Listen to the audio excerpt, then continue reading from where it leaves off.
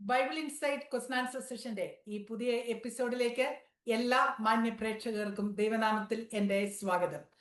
വിശുദ്ധ തിരുവെഴുത്തുകളെ ആസ്പദമാക്കിയുള്ള സംശയങ്ങൾക്കും ചോദ്യങ്ങൾക്കും തിരുവചന അടിസ്ഥാനത്തിൽ തന്നെ ഉത്തരം കണ്ടെത്തി പ്രേക്ഷകരിലേക്ക് എത്തിക്കുക എന്നുള്ളതാണ് ഈ പ്ലാറ്റ്ഫോമിൽ കൂടി ഞങ്ങൾ ഉദ്ദേശിക്കുന്നത്.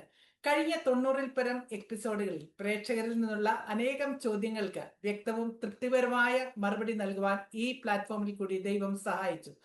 നിങ്ങളുടെ ചോദ്യങ്ങൾക്ക് മറുപടി തരുന്നത് പ്രശസ്ത വേദ അധ്യാപകനും ഹീബ്രു ബൈബിൾ സ്കോളറുമായ ബാബു ജോൺ വേട്ടമല സാറാണ്. ഇന്നും നിങ്ങളിൽ നിന്ന് ലഭിച്ച ചോദ്യങ്ങൾക്ക് മറുപടി പറയുവാൻ മാന്യ കത്രിദാസൻ നമ്മോടൊപ്പമുണ്ട്. Welcome to this session sir. Sir, ഈ സെഷനിലെ ആദ്യത്തെ ചോദ്യം, തൃത്വം എന്നത് ദൈവമക്കളായ നമ്മൾ നമ്മുടെ ജീവിതത്തിൽ പ്രാർത്ഥനയിൽ, ആരാധനയിൽ, ശുശ്രൂഷയിൽ എങ്ങനെയാണ് പ്രായോഗികം ആക്കുന്നത്?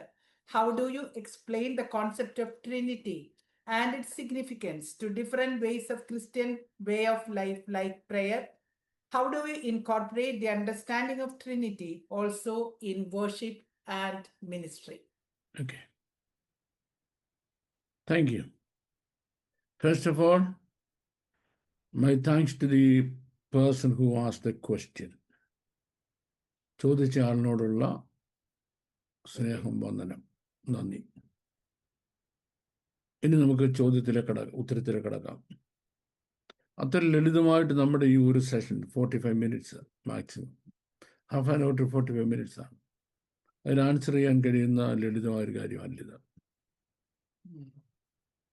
പിന്നെ ചോദ്യകർത്താവ് നമ്മളെ ലിമിറ്റ് ചെയ്തിട്ടുണ്ട്. ആരാധന, പ്രാർത്ഥന, മിനിസ്ട്രി, നമ്മുടെ മിനിസ്ട്രി എന്നീ കാര്യങ്ങളിൽ ഈ ട്രിനിറ്റി എങ്ങനെ ബാധകമാകുന്നു എന്നുള്ളത്. അപ്പൊ നമുക്ക് അതിനകത്ത് തന്നെ നിന്നുകൊണ്ട് ഇതിന് മറുപടി പറയാൻ ശ്രമിക്കാം. ഒന്നാമത്തെ കാര്യം, ആരാധന എന്ന് പറഞ്ഞാൽ എന്തുവാ? രണ്ട്, പ്രാർത്ഥന എന്ന് പറഞ്ഞാൽ എന്തുവാ? ഇതാണ് ആദ്യം മനസ്സിലാക്കേണ്ടത്. ആരാധന ആക്ക് വീണ് നമസ്കരിക്കുക. അപ്പോൾ ഒരു ചോദ്യം ഉണ്ട്, ആരെ വീണ് നമസ്കരിക്കുന്ന ആരെയെ പറയുന്നത്? രണ്ട്, പ്രാർത്ഥന. പ്രാർത്ഥന അതിൻ്റെ അർത്ഥം എന്താ? Speaking to the highest authority, ഉന്നത അധികാരിയോട് സംസാരിക്കുക. സ്വാഭാവികമായിട്ട് ചോദ്യം വരും, ആരാണ് ഈ ഉന്നത അധികാരി? അല്ലേ? അപ്പം ഇനി മിനിസ്ട്രി, കർത്താവിൻ്റെ വേല. അതിന് കർത്താവാരാ നീ വേല ചെയ്യുന്നതിന്? നീ ആരെയാണ് പ്രസംഗിക്കുന്നത് എന്ന് നീ അറിയുന്നുണ്ടോ? Do you have an adequate understanding? You may not have the complete understanding. At least adequate understanding of the person you are serving. ഇത്രയല്ലേ പ്രശ്നമാണ്. അപ്പൊ നമുക്കിനി ആ കോണ്ടെക്സ്റ്റിലേക്ക് തന്നെ നിൽക്കാം. നമ്മുടെ വാഴ്ത്തപ്പെട്ട കർത്താവ് നമുക്ക് ചില ഡയറക്ഷൻസ് തന്നിട്ടുണ്ട്. വിശുദ്ധ തിരുവെഴുത്തുകളിൽ അതുണ്ട്. കർത്താവ് തന്നതായ ഡയറക്ഷൻസ് വിശുദ്ധ തിരുവെഴുത്തുകളിലുള്ളിടത്തോളം കാലം ഞാനിപ്പോൾ എൻ്റെ ഈ കോഴിമുട്ട തലയിട്ട് പുകയ്ക്കേണ്ട ആവശ്യമില്ല.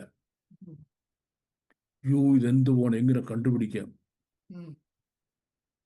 അല്ലെങ്കിൽ വായനക്കാരും 10 മിനിറ്റ് ആവശ്യമില്ല. കാര്യം, because of blessed lord has already given us directions. അത് ശമരിയക്കാരുമായിട്ടുള്ള സംഭാഷണത്തിൽ നമ്മുടെ വാഴ്ത്തപ്പെട്ട കർത്താവ് പറയുക, the true worshipper will worship the father in spirit and in truth. സത്യനമസ്കാരികൾ പിതാവിനെ സത്യത്തിലും ആത്മാവിലും ആരാധിക്കുന്നു. പ്രശ്നം തീർന്നല്ലോ അല്ലേ? പക്ഷെ ഈ ബൈബിളിലെ ഒരു കാര്യം, ബൈബിൾ എന്ന ഈ പുസ്തകം എവിടുന്നെങ്കിലും ഒരു വാക്യം എടുത്തിട്ട് ഒരു കാര്യം എസ്റ്റാബ്ലിഷ് ചെയ്യാൻ കഴിയുന്ന പുസ്തകം അല്ല. ഉം. നമ്മുടെ ക്ലാസ്സുകൾ നിരന്തരമായി കേൾക്കുന്ന ആളുകൾക്കൊക്കെ മനസ്സിലാവുന്ന എൻ്റെ വിശ്വാസം, ഉം. ഒരു വാക്യം ഒരിടത്ത് എടുത്തുകൊണ്ട് ബൈബിളിൽ നിന്ന് നമുക്ക് ഒരു ടോപ്പിക്സ്, ഒരു തിയറി, ഒരു കൺസെപ്റ്റ്, ഒരു ഐഡിയ എസ്റ്റാബ്ലിഷ് ചെയ്യാൻ പറ്റത്തില്ല. ഉം. കാരണം ഒന്നുകിൽ അതിന് കറസ്പോണ്ടിങ് ആയ, അല്ലെങ്കിൽ അതിന് കൊറോബറേറ്റീവ് ആയ, അതിന് കേറ്റലിസ്റ്റിക് ആയ, ഉം. അതിന് കോംപ്ലിമെന്ററി ആയ ഉം. വേറൊരു വേദവാക്യമുണ്ട്. ഉം. അങ്ങനെ ഇല്ലാത്ത ഒരു കാര്യവും ബൈബിളിലില്ല. ഉം. കാര്യം ഒരു ഭാഗം കൊണ്ട് ഒരു കാര്യം പറഞ്ഞു തീർക്കുന്നില്ല. ഓക്കെ. അതുകൊണ്ടാണ് നമുക്ക് മുഴുവൻ ബൈബിളും വായിക്കേണ്ട ആവശ്യം. ഉം. അപ്പം Yes. ഇവിടെ സത്യനമസ്കാരികൾ പിതാവിനെ ഉം.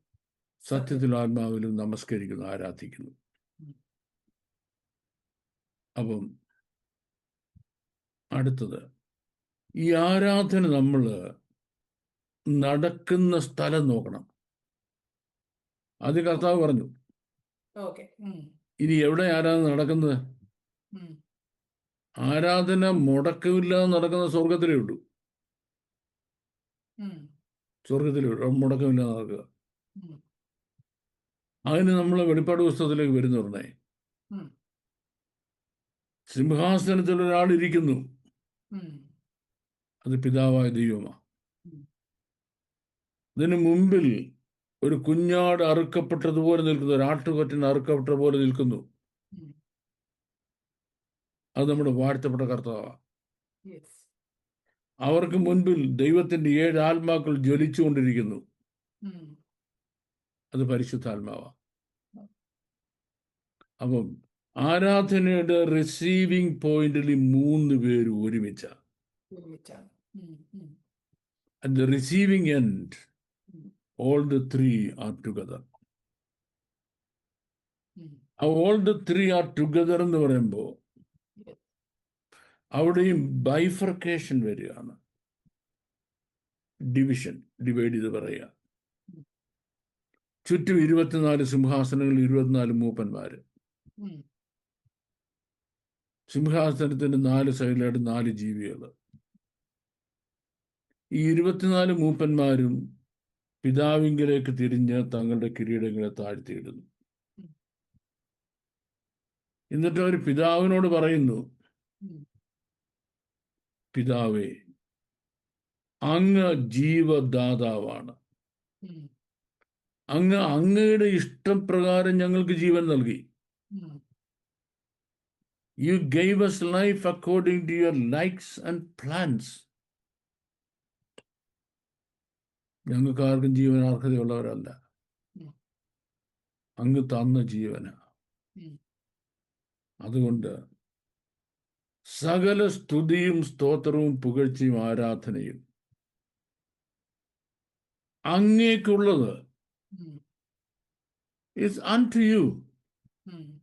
Unto you എന്ന് പറഞ്ഞ ഒരു പിതാവിനെ വീണ്ടും നമസ്കരിക്കുന്നു. ഉം. പിതാവിനെ ആ കോണ്ടെക്സ്റ്റിൽ പിതാവിൻ്റെ അടുത്ത് തന്നെ പുത്രൻ നിൽപ്പുണ്ട്. ഉം. പക്ഷെ അവരെന്ത് ചെയ്യുന്നു? അതിനുശേഷം പുത്രനെ അഡ്രസ് ചെയ്യുന്നു. അറുക്കപ്പെട്ട കുഞ്ഞാടിനെ അഡ്രസ് ചെയ്ത് പറയുക, ഇതുപോലെ കിരീടങ്ങളെ താഴ്ത്തിയിട്ട് പറയുക, ഉം. കുഞ്ഞാടേ, അവിടുന്ന് Yeah. യോഗ്യൻ, അവിടുന്ന് അറുക്കപ്പെട്ടു.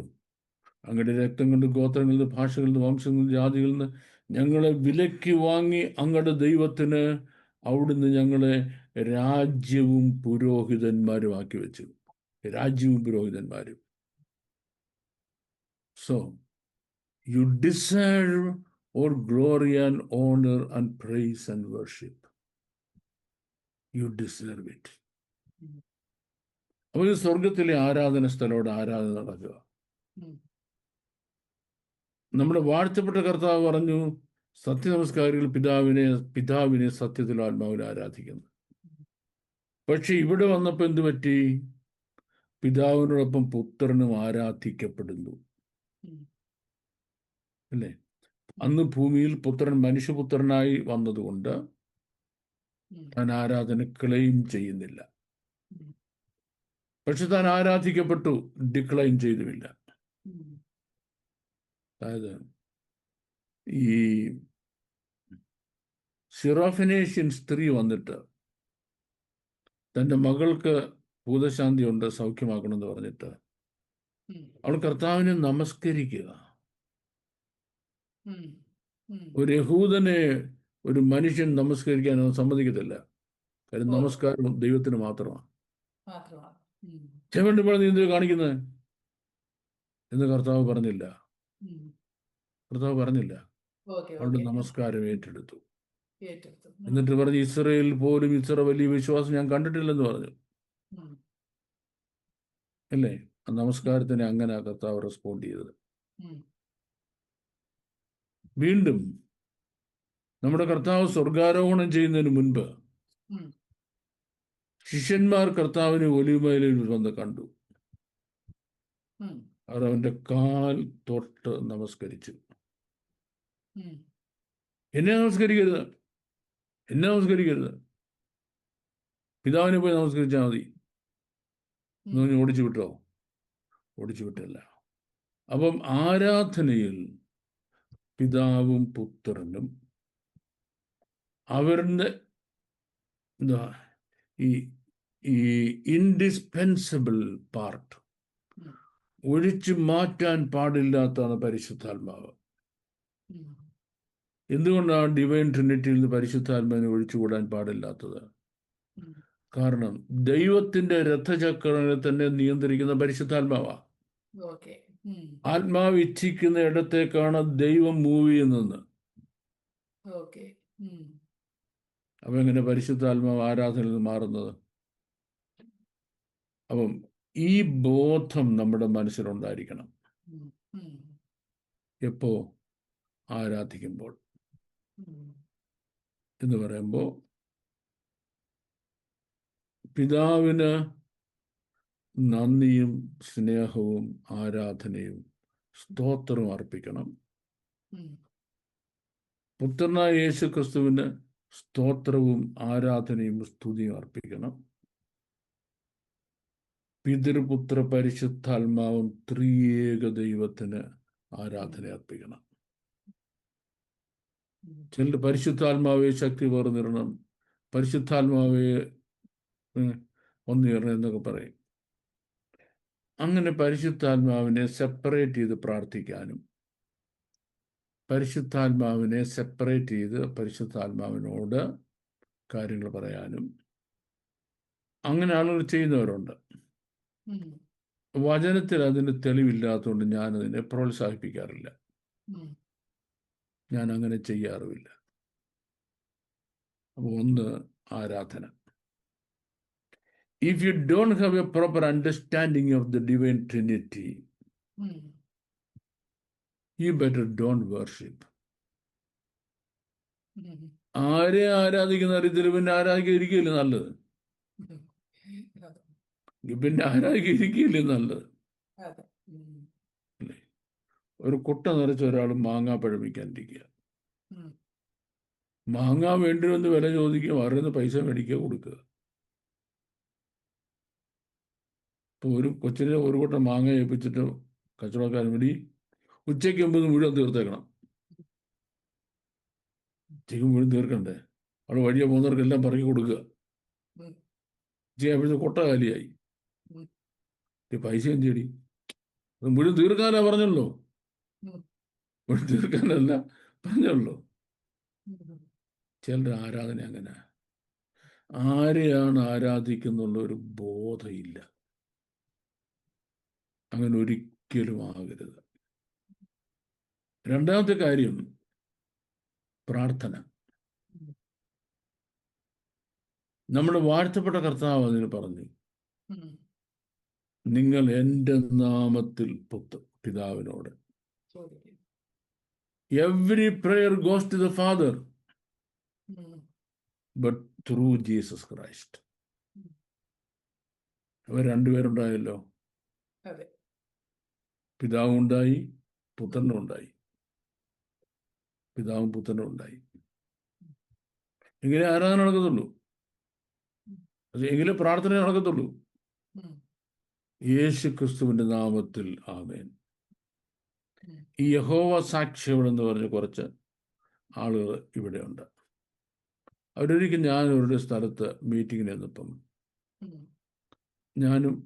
ഞാൻ ശരിക്കും ഞാൻ ട്രാൻസ്ലേറ്റ് ചെയ്യാൻ ചെന്നാണ്. ഈ പോൾ ഗോപാലകൃഷ്ണൻ എന്ന പ്രസിദ്ധനായ ഒരു ദേവദാസനുണ്ട്. അദ്ദേഹം ഇംഗ്ലണ്ടിൻ്റെ ഒരു സ്ഥലത്ത് പ്രസംഗിക്കാൻ വന്നപ്പോൾ എന്നെ അത് മലയാളം പ്രസംഗം ഇംഗ്ലീഷിലോ ട്രാൻസ്ലേറ്റ് ചെയ്യാൻ വിളിച്ചതാണ്.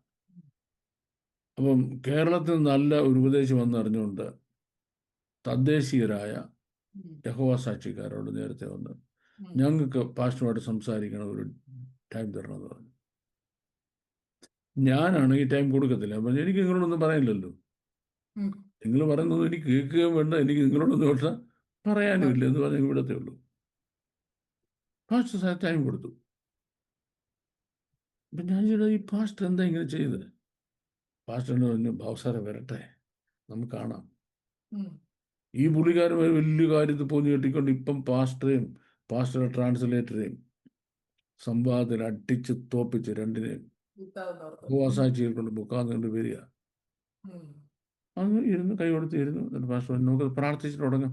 അതാണ് പ്രാർത്ഥിച്ചത്. അവർ പാസ്റ്റർ പ്രാർത്ഥിച്ചു. അല്ല, ഞാൻ പൊതുവെ പ്രാർത്ഥിക്കാം, ആദ്യം നിങ്ങൾ പ്രാർത്ഥിച്ചാട്ടെന്ന് പറഞ്ഞു. ഈ കുരുക്കന്മാർക്ക് മനസ്സിലാകുന്നില്ല.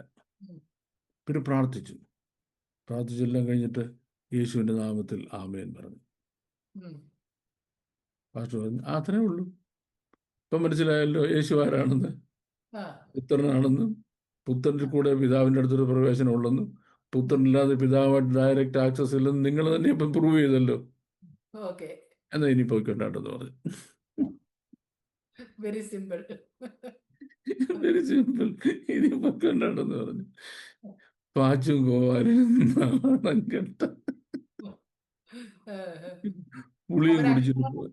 എന്താ പ്രാർത്ഥിക്കുന്നത് എപ്പോഴും അതെനിക്കറിയത്തില്ല. പക്ഷെ അവര്, ഞാനെന്താ അവരുടെ പ്രാർത്ഥന കേട്ടില്ലല്ലോ. അവരറിഞ്ഞോ അറിയാതെ യേശുവിന്റെ നാമത്തിൽ പ്രാർത്ഥിച്ചു.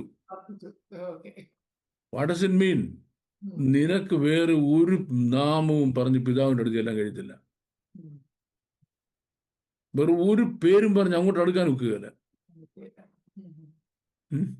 കർത്താവിന് വീണ്ടും ചെല്ലുന്നതായ വേട്ടവരെ ഫിലിപ്പോസ് ഒരു നാമത്തിൽ എന്ന് പറഞ്ഞ് എനിക്ക് അങ്ങോട്ട് ചെല്ലാൻ ഒക്കുകയില്ല. നമുക്ക് വേറെ ഒരു നാമമില്ല. പ്രാർത്ഥന ഇങ്ങനെ പറ്റത്തുള്ളൂ. ഇനിയും സുവിശേഷ വേല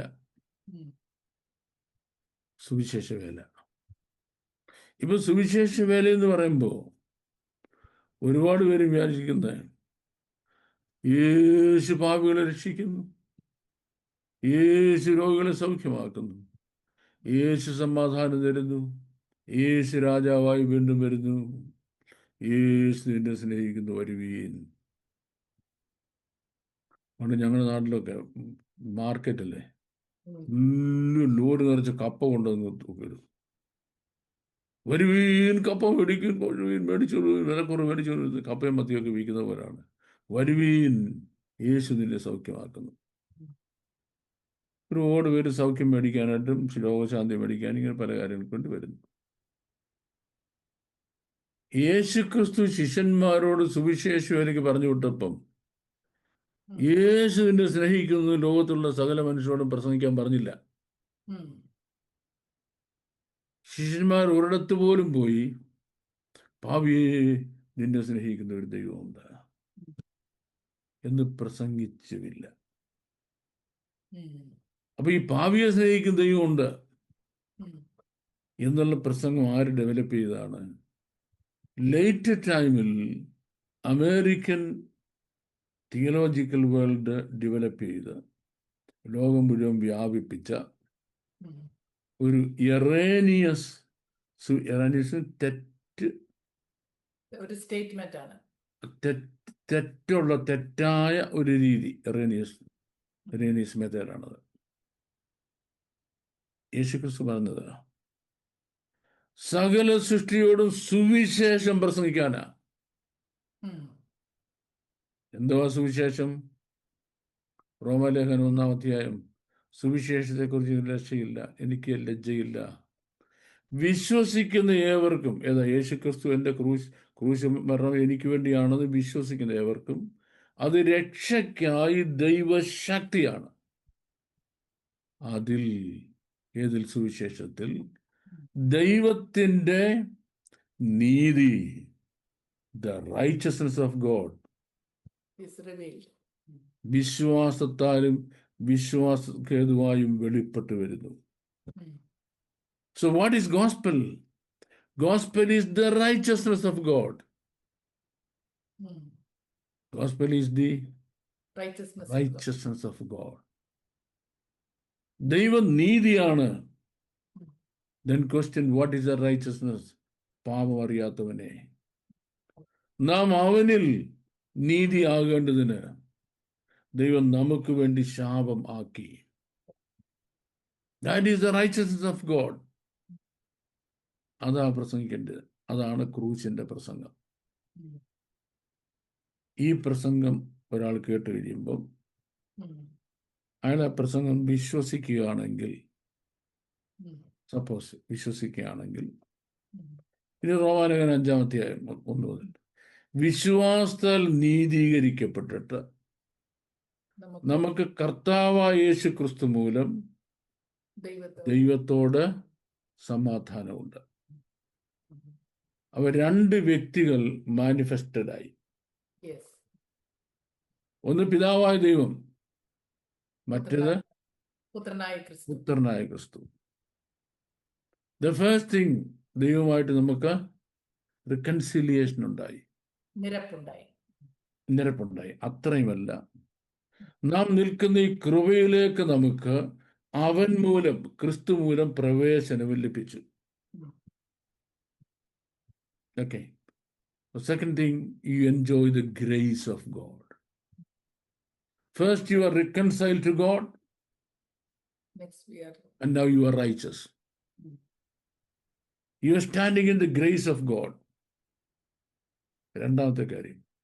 മൂന്നാമത്തെ കാര്യം, അത്രയുമല്ല, കഷ്ടത സഹിഷ്ണുതയെയും സഹിഷ്ണുത സിദ്ധതയെയും സിദ്ധത പ്രത്യാശയും ഉളവാക്കുന്നു അറിഞ്ഞ് നാം കഷ്ടങ്ങളിലും പ്രശംസിക്കുന്നു.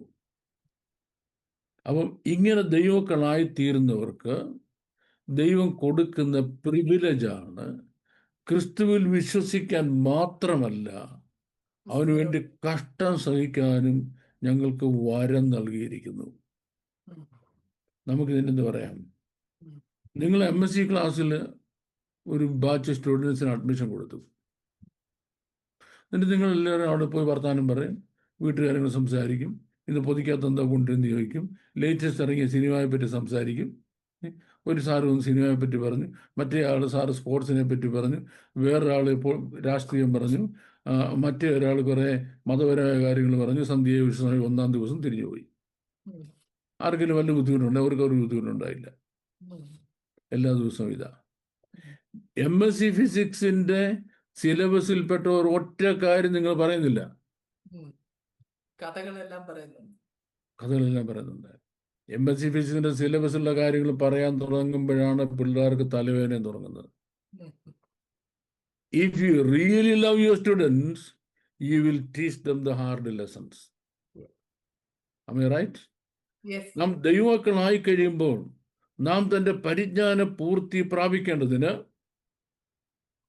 വിശ്വാസ ജീവിതത്തിന്റെ ഹാർഡ് ലെസൺസിൽ കൂടെ ദൈവം നമ്മളെ നയിക്കും. വിശ്വാസം മൂലം നിരപ്പ് പ്രാപിച്ചു, കൃപയിലെത്തി, ദൈവത്തോട് സമാധാനമായി.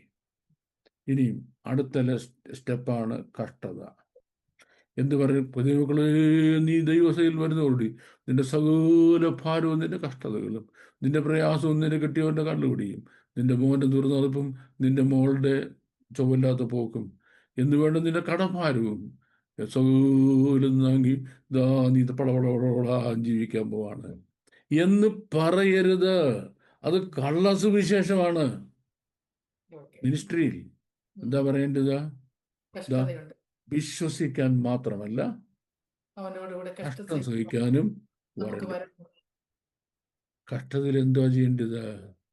കഷ്ടതയിൽ നീ സഹിഷ്ണുത പെർസിവിയറൻസ്, Yes. സഹിഷ്ണുത ഡെവലപ്പ് ചെയ്യണം നിന്റെ ഭാഗത്തുനിന്ന്. ആ സഹിഷ്ണുത ഡെവലപ്പ് ചെയ്യുമ്പോൾ നീ അറിയാതെ നിന്നിൽ സിദ്ധതയുണ്ടാകും. That means the character of God. Yes.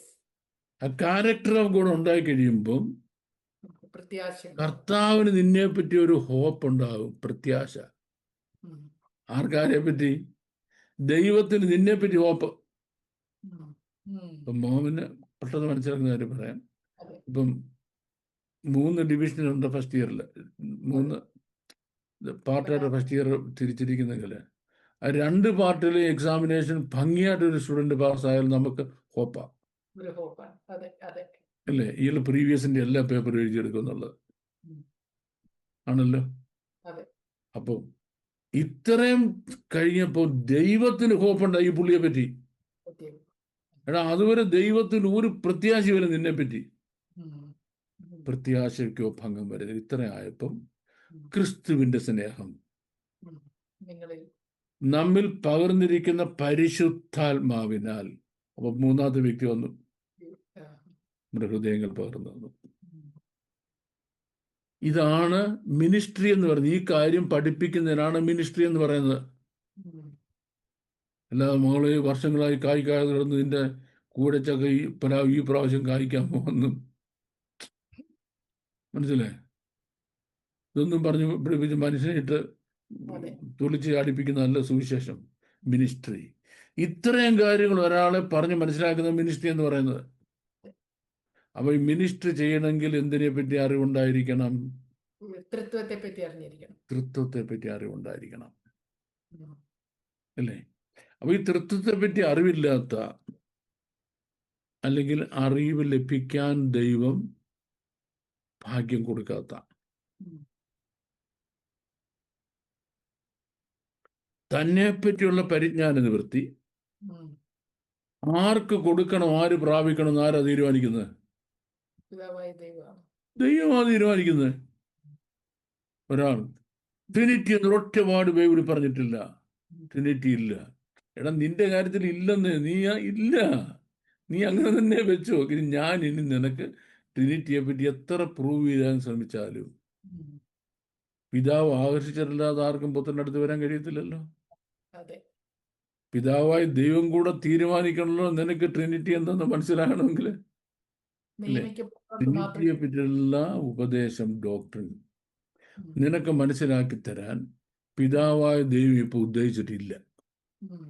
ഓ, അതെ. എന്താ ഉദ്ദേശിക്കാത്തത്? നിന്റെ റിബല്ലിയസ് സ്പിരിറ്റ്. ഉം.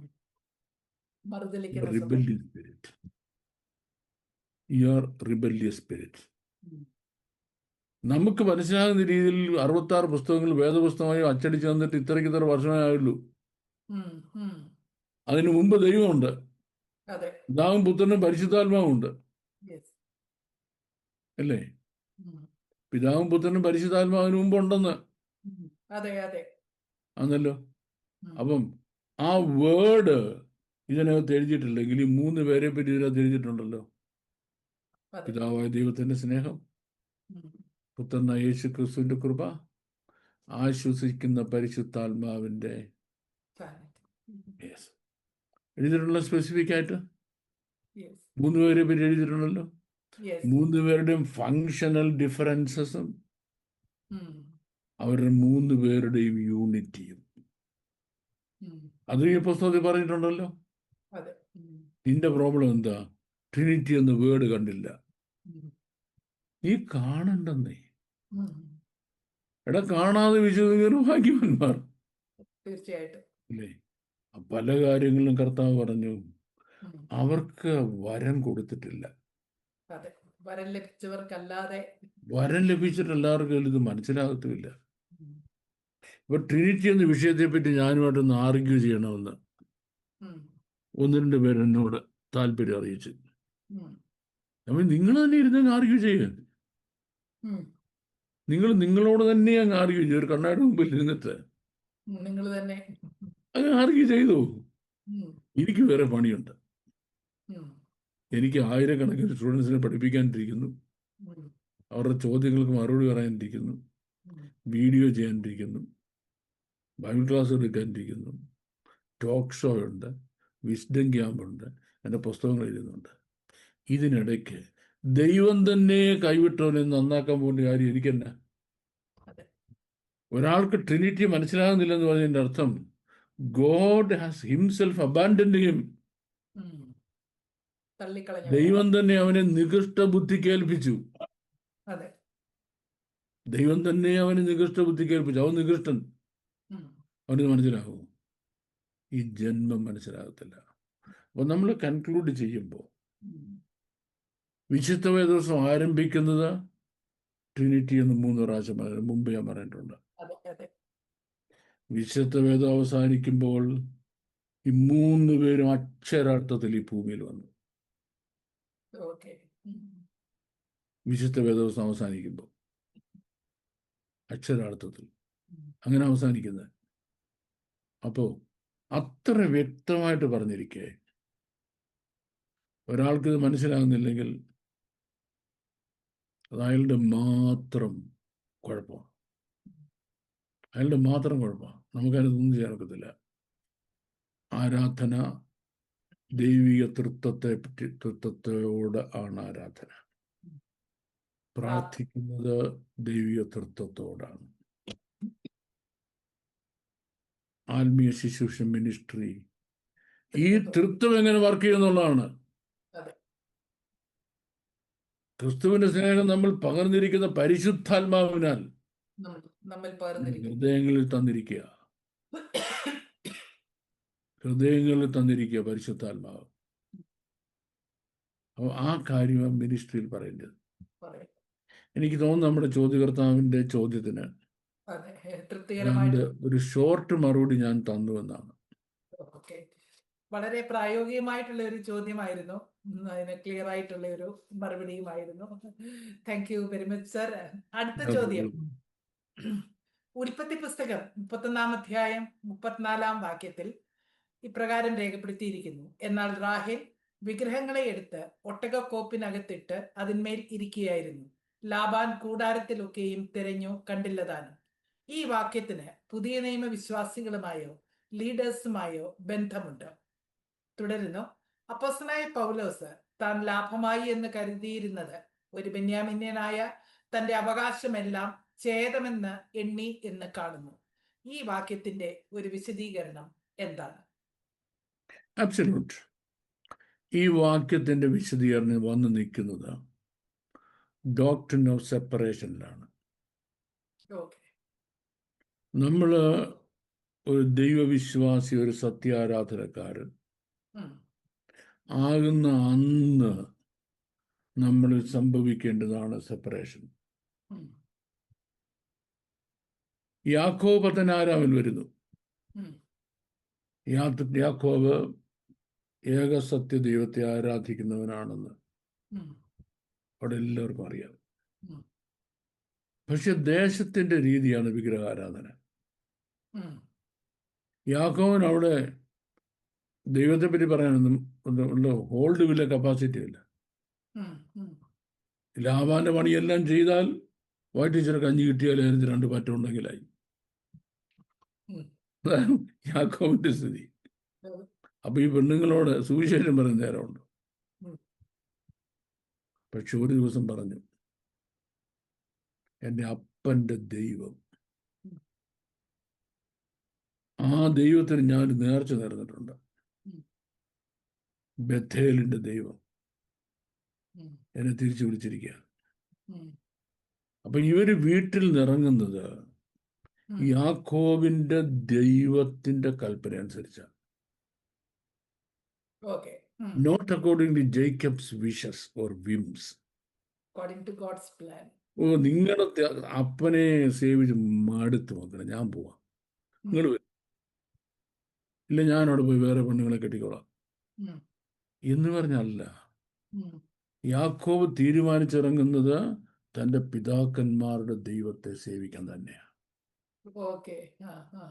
ആണല്ലോ. അതുകൊണ്ടാണ് സ്ത്രീകളോട് clean up yourself, get ready, we are going എന്ന് പറഞ്ഞത്. ഓക്കെ. അവർ മനസ്സിലാക്കണം, we are going for one God. That means we are leaving other God. ഇത് രണ്ടും കൂടെ പറ്റത്തില്ല. അതെ. ഇത് രണ്ടും കൂടെ പറ്റത്തില്ല. അതെ. Either this or that. മനസ്സിലായി? ഇപ്പൊ കേരളത്തിലെ രാഷ്ട്രീയ സാഹചര്യം പറഞ്ഞാൽ ഇതൊരു വി ഡി സതീശൻ രീതിയാണ്. വി ഡി സതീശൻ കുമ്പനാട് വരുന്നതുകൊണ്ട് ബൈബിളാണ് പ്രസംഗിക്കുന്നത്. ബൈബിളാണ് പ്രസംഗിക്കുന്നത്. ഉദ്ദേശിച്ചവരൊക്കെ ഇങ്ങനെ പോയിന്റ് എഴുതിയെടുക്കുക. എന്തൊരു പ്രസംഗമാണ്! എന്നെ നിലനിർത്തുന്ന ബൈബിൾ വചനമാണ്. ഇതുവേണ്ടി പിറ്റേ ദിവസം ഇവനെ കാണുന്ന പാണക്കാടാണ്. ഇവിടെ നിന്നിട്ട് ഖുറാൻ വായിച്ചപ്പോഴാണ് ഭൂമി ഉരുണ്ടു കിടക്കുകയാണെന്ന് ഇവന് മനസ്സിലായത്. ലോകത്തിൽ ആരെങ്കിലും പറയാം. അത് കഴിഞ്ഞ് ഈ പുള്ളിയെ കാണുന്നത് മൂകാംബിയല. എടാ, ഇതിൽ ഏതാ നിന്റെ ദൈവം? നീ എവിടെങ്കിലും ഒരിടത്ത് നിൽക്ക. ഇതിൽ ഏതാ നിന്റെ ദൈവം? അതിനെപ്പറ്റി അവന് വലിയ പിടിയില്ല. ഇവനെ കൊണ്ടു നടക്കുന്ന പെന്തക്കോസുകാർക്ക് വലിയ പിടിയില്ല. രണ്ടും കൊണ്ട് ഒരു കണക്കാണ്, കുഴപ്പമില്ല. നോക്കിക്കോണേ, ഇപ്പം സതീശന്റെ ലെവലിലെ പെന്തക്കോസ് നിൽക്കുന്നത്. ഇവന് പെന്തക്കോസ് പ്രോബ്ലമില്ല. സതീശന് ഏതാന്നുള്ള ഒരു പിടിയില്ല പുള്ളിക്കില്ല. അപ്പ കാണുന്നവർ അതാണ് പുള്ളിക്കപ്പൻ. അത് പുള്ളി വിളിച്ചോളൂ. ഇത് against the principle of the Bible. If you are serving the God of Israel, the first condition is you have to say goodbye to your past. സകല ഭാരവും മുറുകെ പറ്റുന്ന പാപവും വിട്ട് മുൻപിൽ വെച്ചിരിക്കുന്ന ഓട്ടം സ്ഥിരതയോട് ഓടുക. Say goodbye to the past. No, it doesn't belong to me any further. I don't belong to that. I don't belong to that. പക്ഷെ ഈ പെണ്ണും പിള്ള ചില സുന്ദരിയായിരുന്നു. അതിന്റെ അഹങ്കാരമുണ്ട്. അതിന്റെ അഹങ്കാരമുണ്ട്. അതുകൊണ്ട് ഈ വിഗ്രഹം എടുത്ത് പാളയ്ക്കകത്തിട്ടുണ്ട് തിരിച്ചു. എന്റെ വല്ല ആവശ്യമുണ്ടോ അവർക്ക്? എന്തെങ്കിലും ആവശ്യമുണ്ടോ? അതിനാണ് ഒരു superiority complex. I M smarter than others. Smarter than others. അത് ഡോക്ട്രിൻ ഓഫ് സെപ്പറേഷൻ എന്ന സബ്ജക്റ്റിന്റെ ഒരു ഭാഗം, അല്ലെങ്കിൽ ഒരു മുഴുവൻ ഭാഗമാണ്. You have to say goodbye to the past. Yes. അല്ലെങ്കിൽ നിനക്ക് മുന്നോട്ട് പോക്കില്ല. രണ്ട്, അതുകൊണ്ട് യാക്കോബ് പറഞ്ഞ പോലെ അവൾ യാക്കോബിന്റെ അപ്പന്റെ വീട്ടിലെത്തിയില്ല. യാക്കോബിന്റെ അപ്പന്റെ വീട്ടിലെത്തിയില്ല. വഴിക്ക് വെച്ച് അവൾ മരിച്ചുപോയി. കുഴിച്ചിടേണ്ടി വന്നു. Rachel didn't reach the destination. അവളെ കരിവേലത്തിന്റെ കീഴിൽ കുഴിച്ചിട്ടു. അത്രേ ഉള്ളൂ. രണ്ടാമത് പ്രസവിച്ച മോനെ ഒന്ന് കാണാനുള്ള ഭാഗ്യം ഉണ്ടായുള്ളൂ. That's all. പുതിയ നിയമസഭയുടെ ഡോക്ട്രിൻ ഓഫ് സെപ്പറേഷൻ ആണിത്. ഇത് വളരെ ശക്തമായിട്ട് പറയുന്ന ആളാണ് അപ്പോസ്തലനായ പൗലോസ്. എന്റെ പാരമ്പര്യത്തെ പറ്റി പറയാം. ഞാൻ ബെന്യാമിൻ ഗോത്രക്കാരൻ, ഇസ്രായേൽ ജാതിക്കാരൻ അല്ലേ. എബ്രായന് ജനിച്ച എബ്രായൻ. ഇനി പരീശനിൽ ജനിച്ച പരീശൻ. ശുഷ്കാന്തി സംബന്ധിച്ച് സഭയെ ഉപദ്രവിച്ചവൻ. എങ്കിലും എനിക്ക് ലാഭമായിരുന്നില്ല, ഞാൻ ക്രിസ്തു നിമിത്തം ഛേദം എന്ന് എണ്ണി. എനിക്ക് ലാഭമായിരുന്ന മുഴുവനും ക്രിസ്തു നിമിത്തം ഛേദം എന്ന് എണ്ണി. എനിക്ക് എപ്പോഴും ഓർമ്മയുള്ളത് ഉം. പെന്തക്കോസ്തുകളുടെ വലിയ ഗ്രേറ്റ് സെയിൻസിനെയാണ്. ഉം. ഗ്രേറ്റ് സെയിൻസിനെയാണ്. ഉം. കെ എബ്രഹാം മുതലുള്ള ഭക്തന്മാര്, ഉം. അവരെല്ലാം വഴി അങ്ങനെ ആയിരുന്നു. അതെ. വേർപാട്. ആ കാലത്ത് തന്നെ ഇവിടോട്ട് കയറിപ്പോയ, ഇവിടെ പിന്നെ തെലുങ്കാനയിലോട്ട് കയറിപ്പോയ ഇ.എൻ. സാമുവൽ. പി എം ശാമുവൽ അപ്പച്ചൻ ഞങ്ങളുടെ നെയ്ബറാണ്. അതെ. എത്തിക്കഴിവ്. അതുകൊണ്ട് എനിക്ക് അത്രയും അറിയാവുന്നത്. എൻ്റെ ഗ്രാൻഡ് ഫാദറും അവരൊക്കെ ഒരു ചർച്ചിലായിരുന്നു. ഞാൻ അദ്ദേഹത്തിന്റെ ചർച്ചിലെ മെമ്പറായിരുന്നു. പക്ഷെ ഇപ്പോഴും അങ്ങനെയാണ് കേട്ടോ. ഇപ്പോഴും കീഴൂര്. അപ്പം അവരൊക്കെ സഹിച്ചത്, കഷ്ടതകൾ. അവരൊക്കെ നഷ്ടപ്പെടുത്തിയത്, അതെ. ഉം. അവർക്കൊക്കെ നഷ്ടപ്പെടാൻ ഉണ്ടായിരുന്നത്. അതെ. അതെ. ഉം. അന്നത്തെ കാലത്തെ ഉം. ഫ്യൂഡൽ ജന്മിമാരെന്നായിരുന്നു അവര്. ഫ്യൂഡൽ ജന്മിമാർ, നാട് വാഴിച്ച ഭരണാധികാരി അവരുടെ നിന്നുമാണ്. ഒരു ഫ്യൂഡൽ ലോഡിനെ അറിയത്തുള്ളൂ അതിന്റെ ഉം. ആ കാലത്തെ വില എന്തായിരുന്നു. നമ്മളിപ്പോ അതിനെ പരീക്ഷിച്ച് കാണും. അതെ. ഉം. പക്ഷെ ജന്മി കുടിയാൻ വ്യവസ്ഥയിൽ ജന്മി എന്ന് പറഞ്ഞാൽ ഈക്വൽ ടു ഗോഡാണ്. അതൊക്കെ കളഞ്ഞിട്ട് ഒരു വള്ളത്തെ കയറി കീഴുന്ന് ഇവിടെ പോകുന്നത്. ഇവിടെ ഈ വള്ളത്തെ കയറി ചെങ്ങനെ ഇറങ്ങി അവിടുന്ന് ട്രെയിൻ പിടിച്ച് തെലുങ്ക് ദേശത്ത് പോകുന്നത്. തെലുങ്ക് ഭാഷ അറിയാം, ജീവിത രീതി അറിയാം? ഇല്ലല്ലോ. അപ്പം കർത്താവിന് വേണ്ടി കഷ്ടം സഹിക്കുക എന്ന് വരുമ്പോൾ എന്തൊക്കെ വിട്ടുപിരിയണത് മുഴുവൻ വിട്ടുപിരിയുക. ലാഭമായിരുന്നതെല്ലാം, ലാഭമായിരുന്ന എല്ലാം ക്രിസ്തുവിത്വം ചെയ്തവൻ എണ്ണുക. സകലതും ക്രിസ്തുവിത്വം ചെയ്തവൻ എണ്ണുക. അങ്ങനെയുള്ള ദർശനം ലഭിച്ചവർ മാത്രമേ ഇതിനകത്ത് ഇറങ്ങാവൂ. ലാഭമായിരുന്നൊക്കെ ക്രിസ്തു നിമിത്തം ചെയ്തവെന്ന് എണ്ണാനുള്ള മനസ്സുള്ളവര്, അവര് മാത്രമേ ഇതിനകത്ത് ഇറങ്ങാവൂ. ഇപ്പൊ സുവിശേഷകരുടെ പ്രോബ്ലം എന്താ? ലാഭം ഉണ്ടാക്കാൻ ഇറങ്ങിയവരാ. ലാഭമായിരുന്നു ഛേദമാക്കുകയായിരുന്നു മുമ്പ്. ഇപ്പോഴോ ഞാനൊരു 2 വർഷം മുമ്പ് ഒരു സ്ഥലത്ത് പ്രസംഗിക്കാൻ ചെന്നു. എന്നെ ഒരു കൺവെൻഷൻ പ്രസംഗിക്കാൻ വിളിച്ചതാണ്. ഞാൻ നേരത്തെ ചെല്ലും, കാര്യം സുഖമില്ലാത്ത ആളല്ലേ. ഞാൻ നേരത്തെ ചെന്ന് ഇച്ചിരി വെള്ളമൊക്കെ കുടിച്ച് റെസ്റ്റൊക്കെ എടുത്ത് എന്നിട്ട് ഞാൻ പോകത്തുള്ളൂ.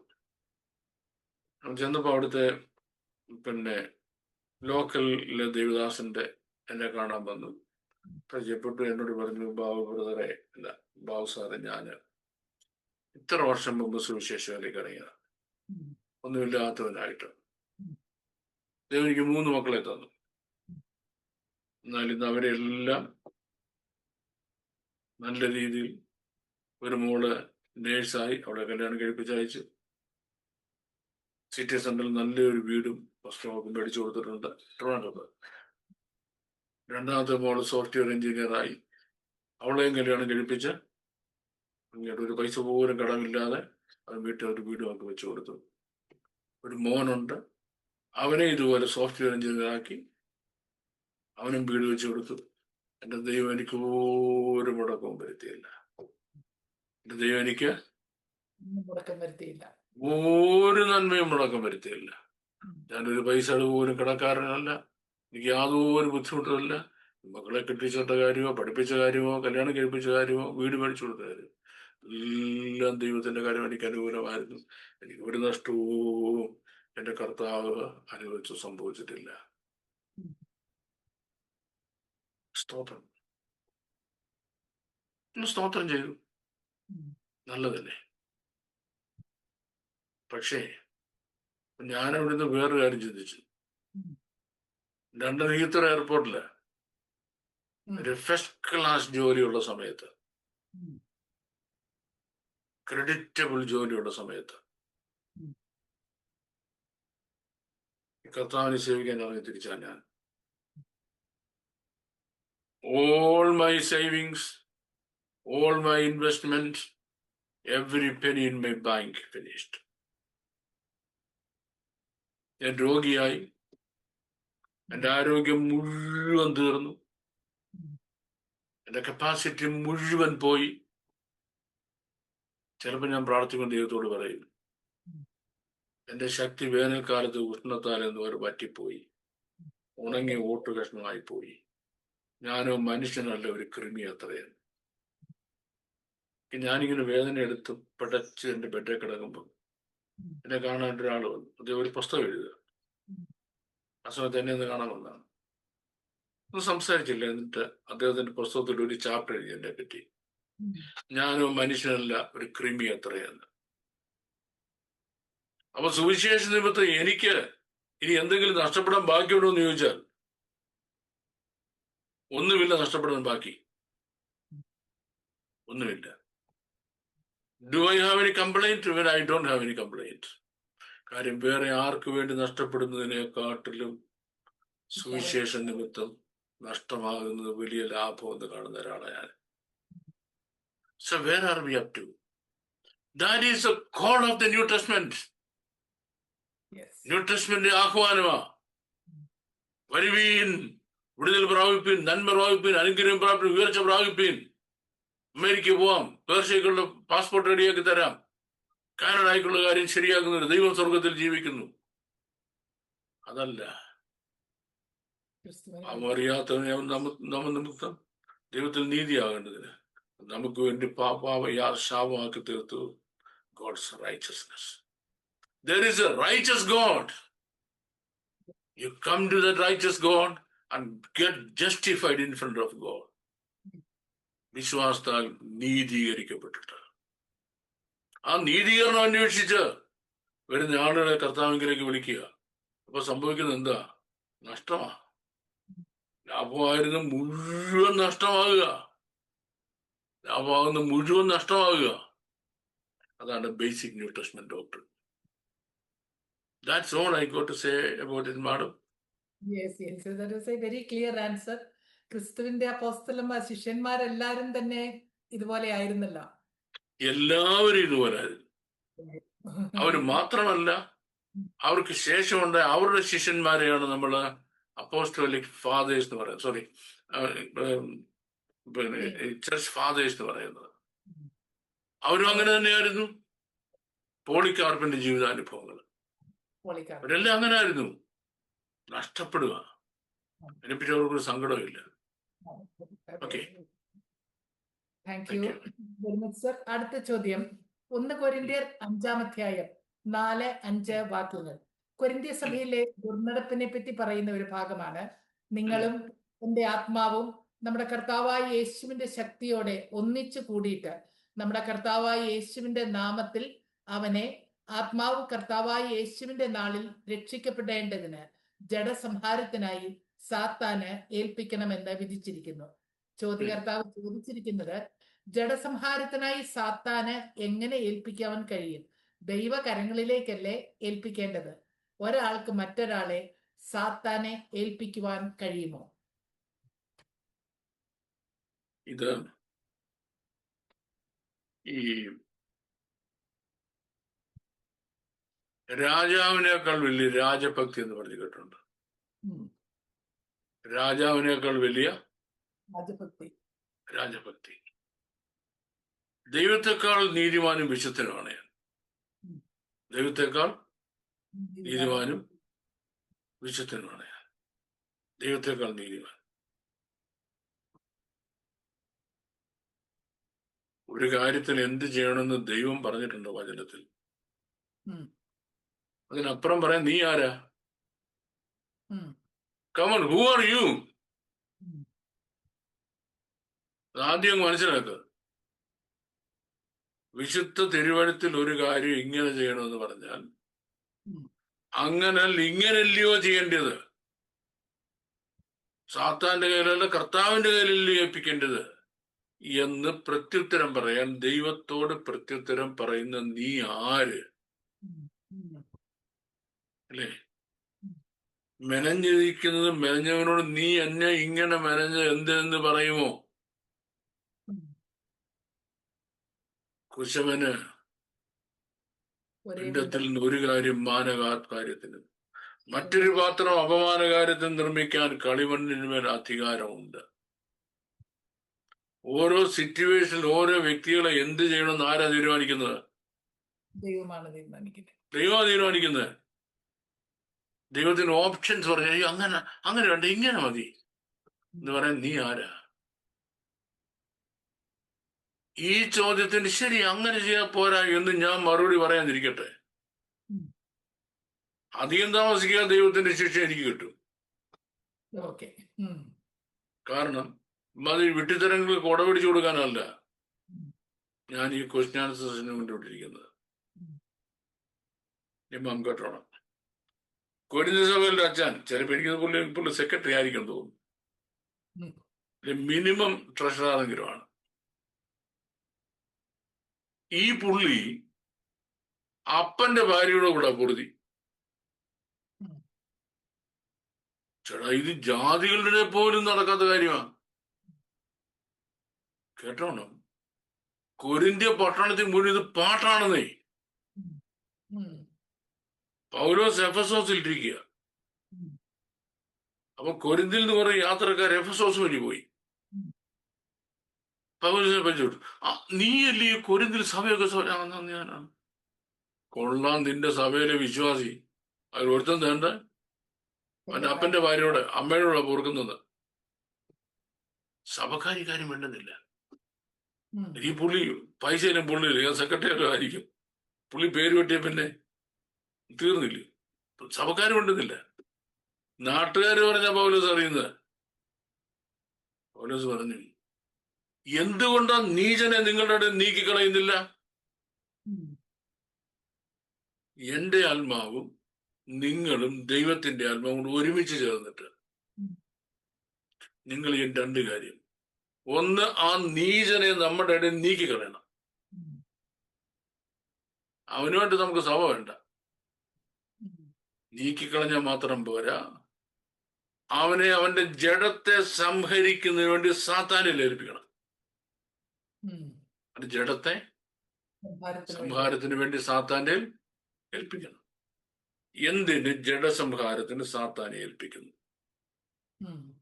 സഭ കൂടി തീരുമാനിച്ചിട്ട് ഏക ആത്മാവിൽ ദൈവത്തോട് പറയാ, ഇന്നയാള് ഞങ്ങളുടെ സഭയ്ക്ക് നിലനിൽപ്പിന് ഉപദ്രവമാണ്, ഞങ്ങളയാളെ ഈ സഭയിൽ നീക്കാൻ പോവുക.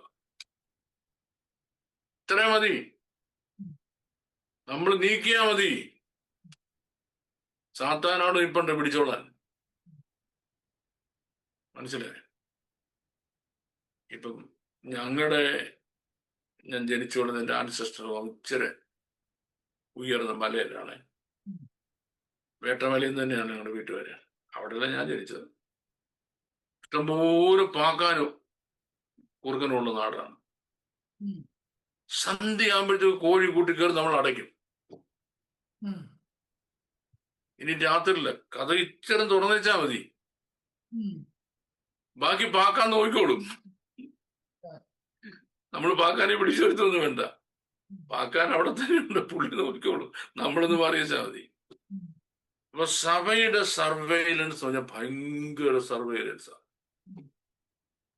ദൈവസഭ ഒരു വിശ്വാസിയുടെ ഒരു വിഷയം ഏറ്റെടുത്താൽ ഒരു കാരണവശാലും സാധാരണ എടുക്കാൻ പറ്റത്തില്ല.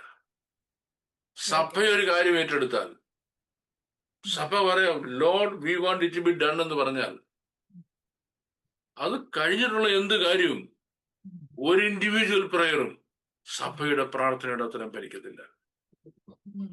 സഭയുടെ ശ്രദ്ധേറിയ പ്രാർത്ഥന വളരെ ഫലിക്കും.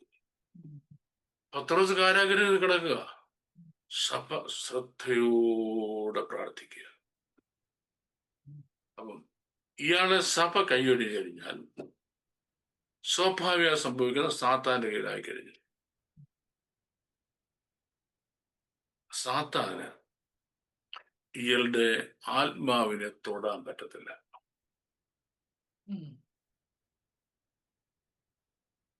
അതിന്റെ നിയന്ത്രണം ഇപ്പോഴും ഉടമസ്ഥന്റെ അല്ല. ഇവന്റെ ശരീരത്തെ ഭയങ്കരമായിട്ട് ദണ്ഡിപ്പിക്കും. സഭ കൈവിട്ട് കഴിഞ്ഞാലുള്ള ശരീരദണ്ഡനം ഭയങ്കരമാണ്. അതിഭയങ്കരമായിട്ട് ദണ്ഡിപ്പിക്കും. ഈ ദണ്ഡിപ്പിച്ച് ഇവൻ വേദനയെടുത്ത് ഉളഞ്ഞ് കരഞ്ഞ് കീറി വിളിച്ച് കാറി തൂയി നാശമാക്കി ഇവൻ ചാകും. മരിക്കും എന്ന് പറയുന്നല്ല, അവിടെ ചാകും. അപ്പോഴത്തേക്ക് ഇവൻ അനുഭവിച്ചു തീർത്ത കഷ്ടങ്ങൾ കാരണം ശരീരത്തിൽ അനുഭവിച്ച കഷ്ടം ദൈവം അവനോട് മനസ്താപം ഉണ്ടായിട്ട് അവന്റെ ആത്മാവിനെ നരകത്തിൽ വിടത്തില്ല. ഇവന് ഈ ചെയ്തൊരു മുഴുവൻ അവന്റെ ശരീരത്തിൽ ദണ്ഡനം കൊടുത്തു കഴിഞ്ഞു. ഇവനെ കാണിച്ചു കൊള്ളുന്ന വഴിക്ക് എത്രയോ ഇരട്ടിയായിട്ട് അവനെ സാത്താൻ ശരീരത്തിൽ ദണ്ഡിപ്പിച്ചു കഴിഞ്ഞു. ഇതാണ് സഭയുടെ പ്രവർത്തന രീതി. സഭയ്ക്ക് കീഴടങ്ങാത്ത, സഭയ്ക്ക് ഉപദ്രവം ഉണ്ടാക്കുന്ന ആരോടുമുള്ള സഭയുടെ മനോഭാവം ഇതായിരിക്കണം. പൗലോസ് പറയാ, ഞാൻ അപ്പോസ്തലനെ വിളിക്കപ്പെടാൻ യോഗ്യനല്ല, കാര്യം ക്രിസ്തുവിന്റെ സഭയെ ഉപദ്രവിച്ചു. ക്രിസ്തുവിന്റെ സഭയെ അറിയാത്തത് ചെയ്തതാ, അറിയാതാണ്. എങ്കിലും ക്രിസ്തുവിന്റെ സഭയെ ഉപദ്രവിച്ചത് കൊണ്ട് അപ്പോസ്തലനെ വിളിക്കാൻ യോഗ്യനല്ല. ക്രിസ്തുവിന്റെ സഭ എന്ന് പറഞ്ഞാൽ ഈ ഭൂമിയിൽ ദൈവത്തിന് ഏറ്റവും വലുതാണ്. അതിനേക്കാൾ വലുത് ഒന്നും ഈ ഭൂമിയിൽ ദൈവത്തിനില്ല. അമേരിക്കൻ പ്രസിഡന്റോ റഷ്യയിലെ പുടിനോ ഈ പുടിന് കിട്ടുന്ന ഒന്നും ദൈവത്തിന് ഒന്നും അല്ല. 4, 3, 7 വിശ്വാസമുള്ള ദൈവസഭയുണ്ടല്ലോ, അവരുടെ പ്രാർത്ഥനയ്ക്ക് മുമ്പിൽ സ്വർഗം ഇറങ്ങി വരും. അവരുടെ പ്രാർത്ഥനയ്ക്ക് മുമ്പിൽ അസാധ്യങ്ങൾ ദൈവം സാധിക്കും. ഭരണകൂടങ്ങളെ ദൈവം തെറിപ്പിച്ചു കളയും. കാര്യം സഭ അത്ര വലുതാ. നമ്മള് ഇവിടെ മനസ്സിലാക്കേണ്ട കാര്യം, അറിയാതെ പോലും ദൈവസഭയ്ക്ക് കേടുവരുന്ന ഒന്നും ചെയ്യരുത്. അറിയാതെ പോലും ദൈവസഭയ്ക്ക് ഉപദ്രവം ഉണ്ടാകുന്ന, കേടുവരുന്ന ഒരു കാര്യവും ചെയ്യരുത്. കാര്യം അതിന്റെ ശിക്ഷ ഭയങ്കരമായിട്ട് അനുഭവിക്കേണ്ടി വരും. ആദിമസഭകളെ വിശുദ്ധിക്കും വേർപാടിനും എത്രത്തോളം പ്രാധാന്യം കൊടുത്തു എന്നുള്ളതിന്റെ ഒരു ഉദാഹരണമാണ് ഈ ഉപദേശത്തില് പൗലോസ് കാണിക്കുന്നത്. ആദിമസഭയും ഇന്നത്തെ സഭയും ഒരുപോലെ വിശുദ്ധിക്കും വേർപാടിനും പ്രാധാന്യം കൊടുക്കണം. ഈ വഷണനെയൊക്കെ സെക്രട്ടറിയേറ്റ് എടുത്താവും. തീർച്ചയായിട്ടും. ചേട്ടാ, ആ വഷണനെ നിങ്ങൾ എന്താ നീക്കിക്കളയാത്തത്? Why don't you remove him from whatever he is? അതിനുള്ള ആർജവം സഭയ്ക്കും ശുശ്രൂഷകന്മാർക്കും എന്നും ഉണ്ടാകണം. നമ്മളെപ്പോഴും കൂടെ പറയാറുള്ള ജോൺ സക്കറിയ പാസ്റ്റർ അല്ലേ? ജോൺ സക്കറിയ പാസ്റ്റർ എനിക്ക് ഏറ്റവും ഇഷ്ടമുള്ള കാര്യം എന്താ? ഒരൊറ്റ വഷണനെ സഭയുടെ 7 അയലും നടപ്പിക്കത്തില്ലല്ലോ. അവൻ ആരും ആയിക്കോട്ടെ, കുമ്പനാട് എന്ത് ഹോൾഡ് ആയിക്കോട്ടെ, അവൻ ഏത് വലിയവനും ആയിക്കോട്ടെ, സഭയുടെ 7 അയലോകത്ത് കയറ്റുകയല്ല. അത്ര വിശുദ്ധിക്ക് വേറെ അത്ര പ്രാധാന്യം കൊടുക്കുന്ന ഒരാള് ആയിരുന്നല്ലാണ് ഇപ്പോഴും അങ്ങനെ. ഞാനൊരു ചോദ്യം, ഇവിടെ ജഡസംഹാരത്തിന് ഒരുപക്ഷെ സാത്താൻ കൈകാര്യം ചെയ്തില്ലെങ്കിൽ അവന്റെ ആത്മാവും നഷ്ടമാകുവാനുള്ള സാധ്യത ഉള്ളതുകൊണ്ട്